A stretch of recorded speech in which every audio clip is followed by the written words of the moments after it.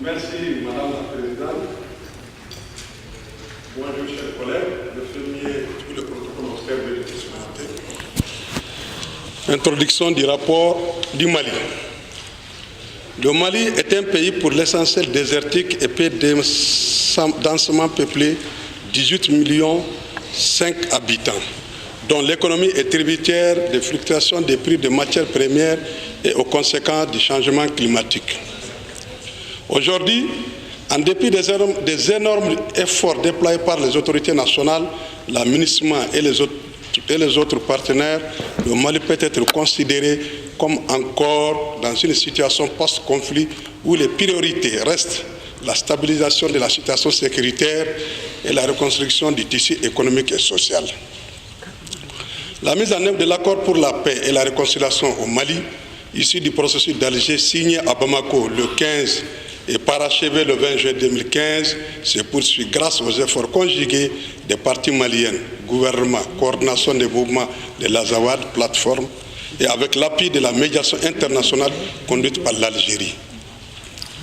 À ce titre, on peut noter que des avancées ou progrès existent dans la mise en œuvre de l'accord, même si certaines difficultés ou défis la contrarient encore, notamment la recrudescence de l'insécurité liée à la persistance de la menace terroriste et du narcotrafic. Le Mali vient de tenir pacifiquement l'élection présidentielle le 29 juillet et le 14 août 2018 sur l'ensemble du territoire national. Le processus des élections législatives est en cours. Au regard de ce qui précède et conformément à la lettre 14-263 équipe Parlement départ 2018 HBA du 23 octobre 2018 adressée aux députés du Parlement de la CEDEAO portant sur invitation et présentation des rapports pays, vous nous permettrez de structurer notre rapport comme suit. La situation politique et sécuritaire du pays à travers le processus de paix et les défis sécuritaires, la situation des populations civiles victimes de la crise, la situation humanitaire et des droits de l'homme, la situation socio-économique, état de mise en œuvre du programme macroéconomique et le niveau de réalisation des critères de convergence, l'état de mise en œuvre des objectifs du millénaire pour le développement durable, l'environnement et le changement climatique, et l'état de mise en œuvre du prélèvement communautaire. Grand 1, la situation politique et sécuritaire. A. La situation politique. L'élection présidentielle s'est tenue en juillet et en août 2018. À l'issue de cette élection, son Excellence Ibrahim Boubacar Keïta a été réélu pour un second et dernier mandat avec 67,13%. Après sa prestation de serment le 4 septembre 2018, il a reconduit M. Soumaïli Boubé Maïga au poste de Premier ministre. Un nouveau gouvernement a été formé dans lequel figure notre collègue Honorable Yaya Sangari, chef de la délégation des députés maliens au Parlement de la CEDEAO. Il a en charge le ministère des Maliens de l'extérieur et de l'intégration africaine. Naturellement, il vient d'être remplacé par notre collègue, l'honorable Youssouf Aya. Il a prêté serment hier ici. Ce gouvernement est composé de 32 membres, dont 11 femmes. Barrez ce qui suit. Le reste, il faut barrer.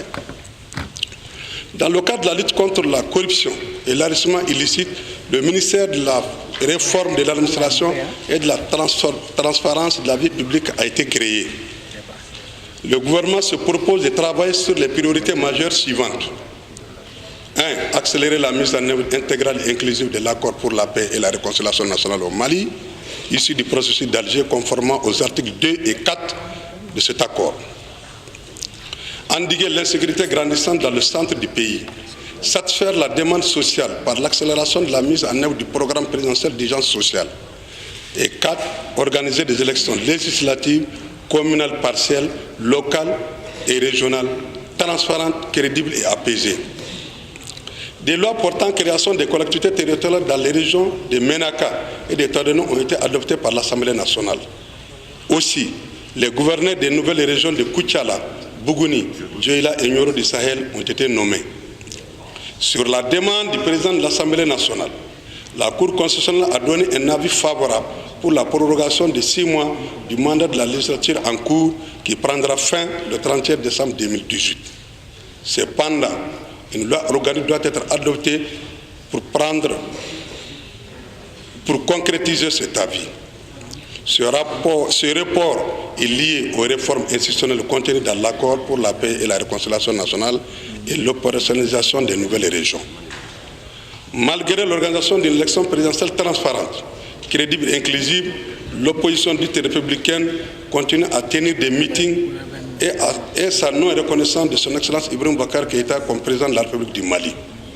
Cependant, le bureau de la CENI est constitué uniquement par les membres des partis de l'opposition. Pour la première fois au Mali, toutes les couches socio-économiques et socio-politiques ont été au cœur du processus électoral. En plus des délégués des partis politiques, la majorité et l'opposition étaient chacun représentés dans chaque bureau de vote par un assesseur. Situation sécuritaire. Concernant les dispositions relatives aux questions de défense et sécurité, le gouvernement a informé le comité de suivi de l'accord pour la paix et la réconciliation que le processus de désarmement, démobilisation et réinsertion DDR suit son cours et que le processus de désarmement suit son cours. Je reprends. Concernant les dispositions relatives aux questions de défense et de sécurité, le gouvernement a informé le comité de suivi sur l'accord pour la paix et la réconciliation que le processus de désarmement, démobilisation et réinsertion et réintégration DDR suit son cours et que la date de clôture du processus et de recensement des combattants fera l'objet d'une concertation avec les partis maliens. Le rapport du sous-comité en charge de cette question a informé le comité que le 18 octobre 2018, ajouté 2018, a été proposé comme date de clôture afin de remettre les listes complètes en matière de dotation en armes lourdes et véhicules. Le comité a également entériné la recommandation du sous-comité invitant les mouvements signataires à compléter la liste de leurs combattants devant constituer les unités mixtes du MOC de Kidal et de Tombouctou. S'agissant du DDR accéléré et de l'intégration du MOC et de l'intégration des combattants des unités mixtes de MOC, les parties maliennes se sont entendues pour lancer le processus qui doit se dérouler du 5 au 30 novembre 2018. Ce lancement a déjà eu lieu à Gao l'autre jour. Le comité a entériné la recommandation de la Commission technique de sécurité, CTS, est reprise par le sous-comité de défense et de sécurité demandant qu'à l'issue du DDR accéléré, des unités intégrées, bien que relevant désormais de l'état-major des armées, demeurent à la disposition de la CTS pour la continuité de la mission de sécurisation des opérations de contournement et DDR. Sur le plan politico-institutionnel, le gouvernement a indiqué qu'un atelier de mise à niveau sera organisé prochainement afin de rendre les autorités intérimaires opérationnelles. Le rapport du sous-comité chargé des questions politiques et institutionnelles a précisé que la mise en place des autorités intérimaires devrait être poursuivie et parachevée au plus tard le 31 décembre 2018 et que le découpage administratif devrait faire l'objet d'une large concertation afin que chaque cercle soit représenté à l'Assemblée nationale. À cet effet, ces concertations régionales ont commencé du 13 et finiront le 17 de mai. Processus de paix. Des avancées notoires ont été accomplies dans la mise en œuvre de la feuille de route du 22 mars 2018. Ainsi, 21 actions prioritaires inscrites dans la feuille de route sont en bonne voie d'exécution.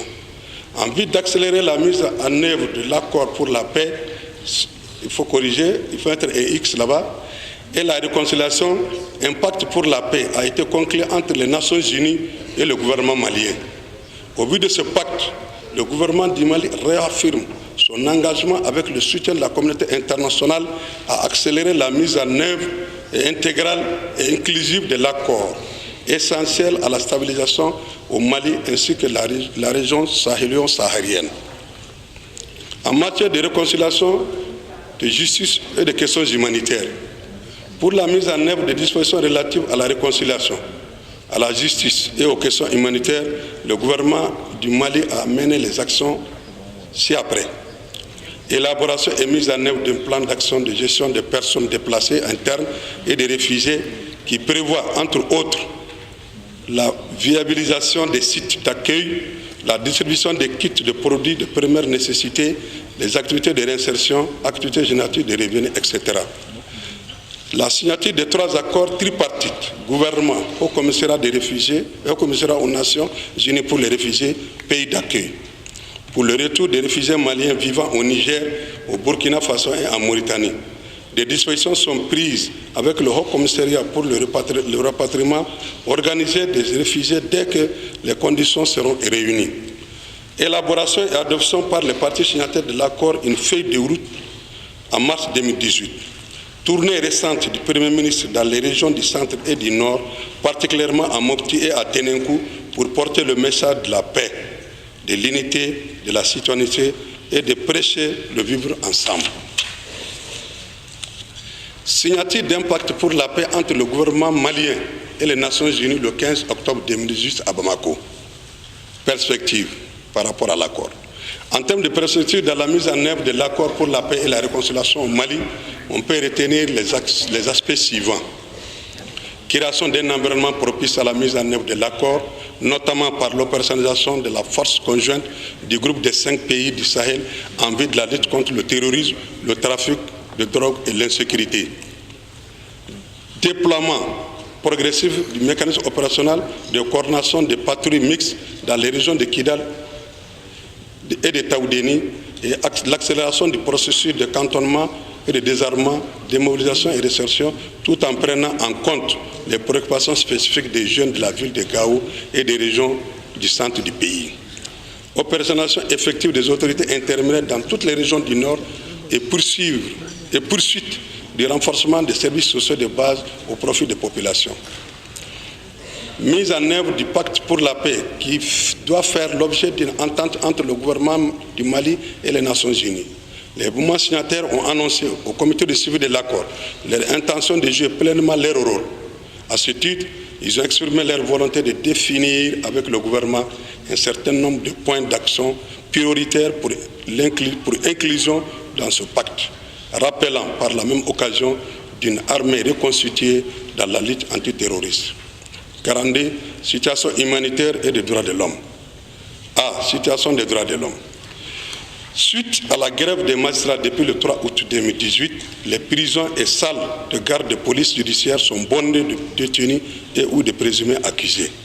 Cependant, le jeudi 1er novembre 2018, à la faveur d'une assemblée générale extraordinaire tenue à la cour d'appel de Bamako, les 2 syndicats de la magistrature, SAM et Silima, ont pris une résolution pour suspendre la grève illimitée, et cela après l'évaluation des parcours de cette grève qui a duré environ 100 jours. Le gouvernement poursuit et intensifie la formation et la sensibilisation des forces armées et de sécurité en matière de respect des droits de l'homme. Grand B, situation humanitaire. L'insécurité dans le nord et le centre du Mali et la présence restreinte de l'État continuent d'aggraver cette situation humanitaire. La situation en matière d'alimentation et de nutrition sera améliorée avec la pluviométrie abondante de cette année. Les bonnes récoltes en céréales s'annoncent. Cependant, les inondations ont provoqué des pertes en vie humaine et dommages dans certains villages et villes. Le bilan provisoire de ces inondations est de 14 morts, 41 blessés, 7 000 sinistrés et 5 262 maisons endommagées. La source, service de la protection civile. Le 1er février 2018, le gouvernement a fait sienne la déclaration sur la sécurité dans les écoles, exprimant ainsi son attachement à la protection de l'enseignement. Cependant, l'insécurité a continué de nuire considérablement au système d'enseignement. Climat social. Le climat a été marqué par la grève des magistrats qui a duré 100 jours et quelques préavis de grève déposés sur la table du ministre de la fonction publique et des relations avec les institutions.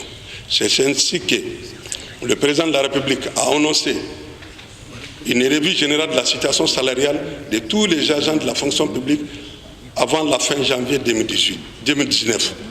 Le président a précisé que cette revue tiendra compte du cas de la particularité des magistrats. C'est dans ce cadre que le Premier ministre, chef de gouvernement, a rencontré les 4 centrales syndicales du pays pour les informer de la volonté du gouvernement d'organiser la conférence sociale sur une base inclusive et dans un esprit de co-responsabilité. Il les a invités à participer utilement à la conférence à travers des propositions, suggestions et contributions en vue de garantir sa réussite. La conférence sociale a pour objet de créer les conditions d'un dialogue social rénové sur une base durable et de traiter des questions liées au statut, au régime de rémunération, à la gestion des carrières, etc. La mise en œuvre de l'accord pour la paix et la réconciliation exige des réformes profondes, tant sur le plan institutionnel que territorial. En effet, c'est pour mettre en application certaines dispositions du dit accord que le ministre de l'administration territoriale et de la décentralisation a initié ce projet de redécoupage territorial.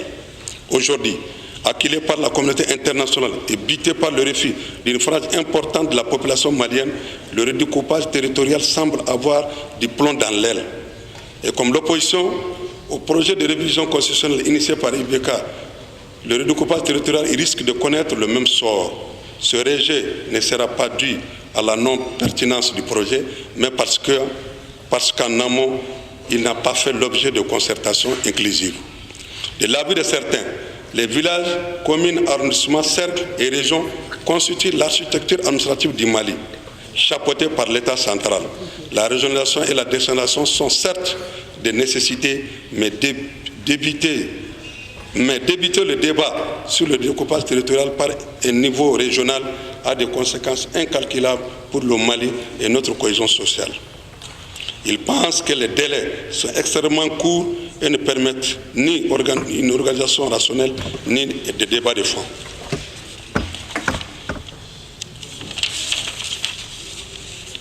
Le projet de découpage territorial a provoqué une véritable levée de boucliers dans toutes les régions du Mali. Si certains crient au favoritisme, au sectarisme et au communautarisme, d'autres pensent être lésés. La balle est encore et toujours dans le camp du président de la République en tant que garant de la cohésion sociale, de l'intégrité du territoire et de la Constitution. Grand 3, situation économique. Situation financière.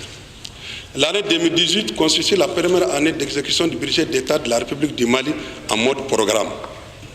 Au premier semestre 2018, l'exécution du budget s'est effectuée dans un contexte marqué par le rafraîchissement de l'activité économique au niveau international, en raison de la poursuite de la dynamique de croissance enclenchée en 2018 aux États-Unis, en Europe et en Asie.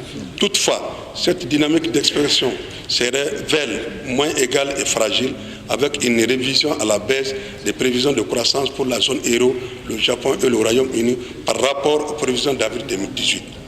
Les principales raisons de cette vulnérabilité résident dans les tensions financières et commerciales croissantes ainsi que les facteurs non économiques tels que l'incertitude politique dans le contexte d'élections qui prévaut dans plusieurs pays. La croissance mondiale devrait passer de 3,7% en 2018 à 3,9% en 2018. Source perspective de l'économie mondiale, juillet 2018 du FMI. Dans les pays émergents et en développement, le taux de croissance du PIB est projeté à 4,9%. Toutefois, les perspectives varient d'un pays à un autre en fonction de leur capacité d'adaptation aux phénomènes extérieurs, hausse des prix du pétrole, appréciation du dollar, tensions commerciales, conflits géopolitiques, etc. Au niveau national, les perspectives macroéconomiques s'annoncent moins favorables en 2018 par rapport à 2017.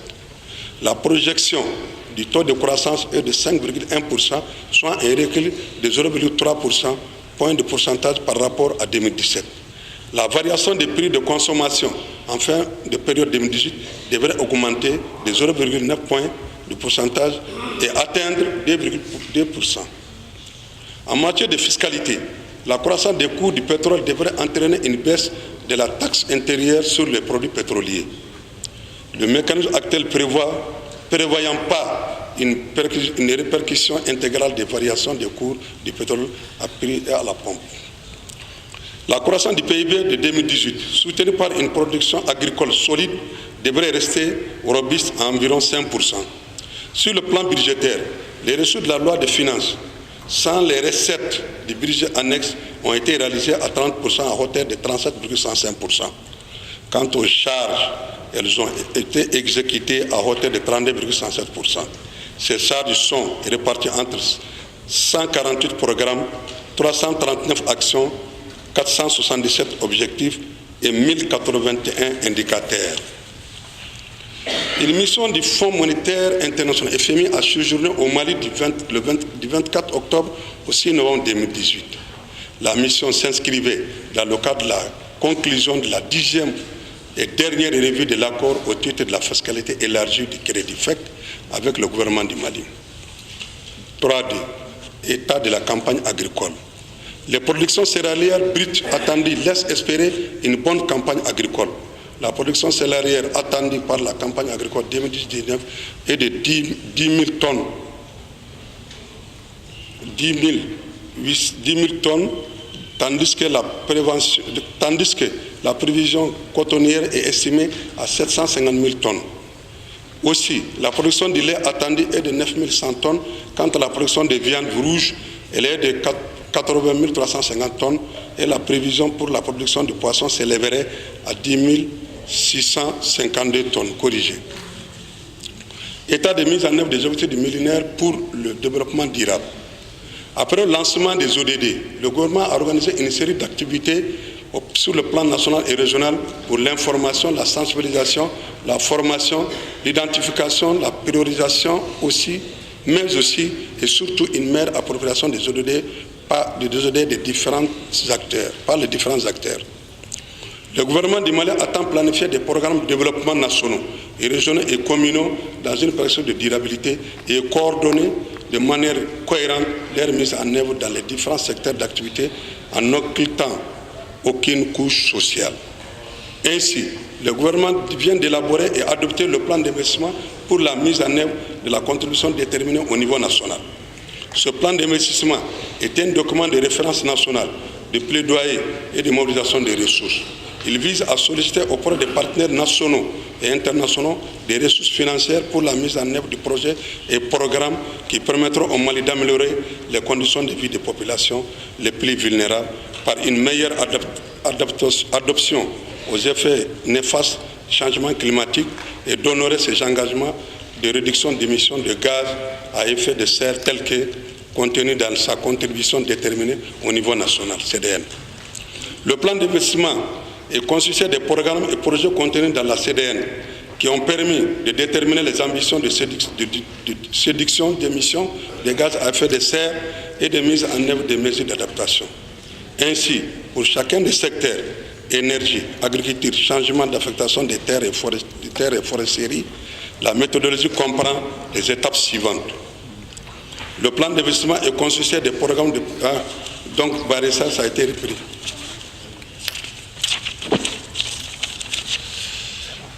Donc, ces actions sont consolidées dans un même plan d'investissement, les projets uniquement contenus dans la CDN.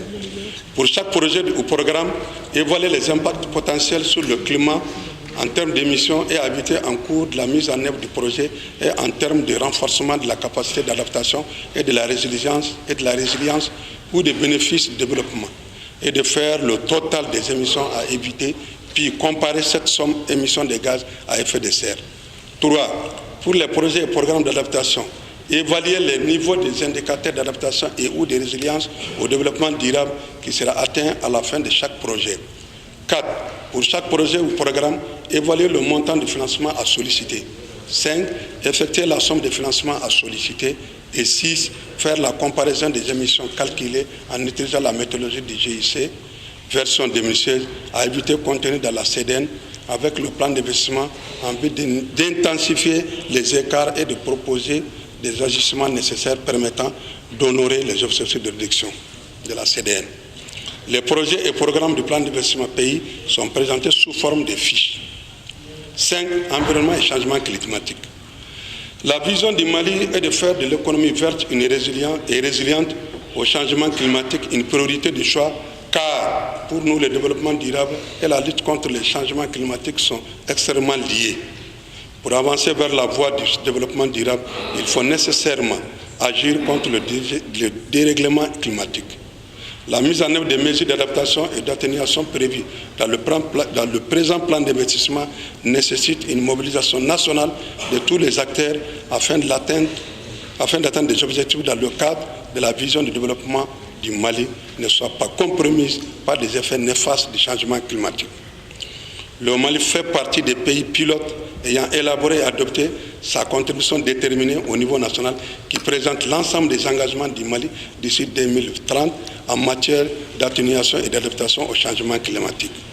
6. État de mise en œuvre du prélèvement communautaire. 6.1. Ratification des protocoles et conventions de la communauté. Le Mali a ratifié 43 protocoles et conventions sur les 54 signés au niveau de la communauté.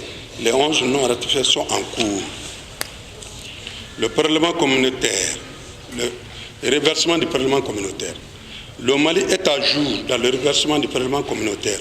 Le montant est recouvré et versé jusqu'au 30 septembre 2018 s'élève à 3 460 937 155 francs CFA.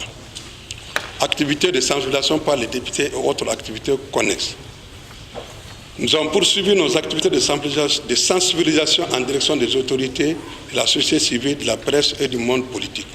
Nous avons participé au programme de certaines radios privées et des médias publics au cours desquels les activités du Parlement ont été mieux expliquées et commentées. Le groupe de députés a fait un rapport circonstancié sur les sessions et réunions délocalisées du Parlement auxquelles il a pris part. Il a, à plusieurs occasions, échangé avec les autorités du pays sur l'état de la communauté et les préoccupations des populations de la communauté vivant dans notre pays. Les questions relatives à la libre circulation des personnes et des biens, les tracasseries administratives aux frontières, le droit de résidence, l'assistance aux réfugiés et autres déplacements ont été abordés. Les députés ont organisé aussi une série d'activités relatives à la restitution des travaux parlementaires de la CEDEAO avec des ressortissants des cercles de Nara, San et Yanfolila. Madame la Présidente, le gouvernement, les partis politiques et les groupes armés signataires se sont investis pour la tenue de l'élection présidentielle du 29 et du 12 août 2018 sur toute l'étendue du territoire. Le gouvernement a salué le rôle des mouvements signataires dans la sécurisation de l'élection présidentielle de juillet et d'août. Le gouvernement du Mali, avec l'appui de la communauté internationale, continuera à appliquer les principales dispositions de l'accord, notamment le renforcement de la décentralisation, la réforme du secteur de la sécurité et le processus de cantonnement et de désarmement, de démobilisation et de réintégration pour faire avancer le processus de paix. Les mouvements signataires de l'accord, le gouvernement et les partenaires vont œuvrer à la mise en œuvre du pacte signé entre les Nations Unies et les parties maliennes afin de booster la réalisation de l'accord pour la paix et la réconciliation nationale. Je vous remercie. Thank you. Obrigado.